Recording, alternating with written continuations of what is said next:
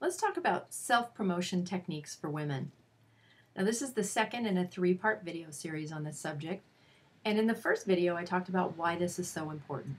Because research shows that when women talk up their own accomplishments, they get ahead more. And this technique works better than almost any other for helping advance our careers. But this is a delicate subject for women because there are a lot of cultural rules, written and unwritten, about how women should promote themselves or whether they should promote themselves.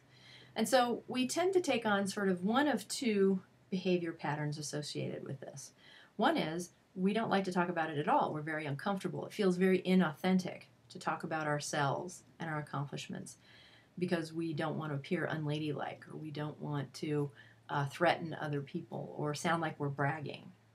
And then there's another behavior pattern, which is that we are so worried about being perceived as incompetent that we overcompensate. We project too much confidence and we forget to be open to other ways of doing things because we don't want to display any fear that we have weakness. And both of those kind of behavior patterns, if they're left unchecked, can really work against us in our careers. In the first, nobody knows our real value because we don't talk it up. And if we can't own it, why should they own it on our behalf? Why should they try to help us get ahead if we're not even owning our own success?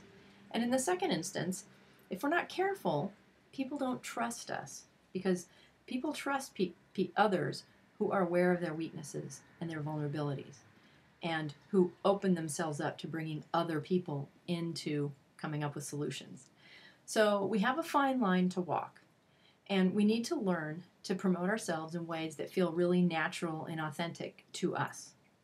So what I want to do here is give you a couple of techniques, a couple of suggestions that, depending on where you are on the spectrum, I'm hoping that one of them will really be useful for you in giving you an idea of how you can expand your ability to promote yourself authentically in ways that will invite others to help promote you.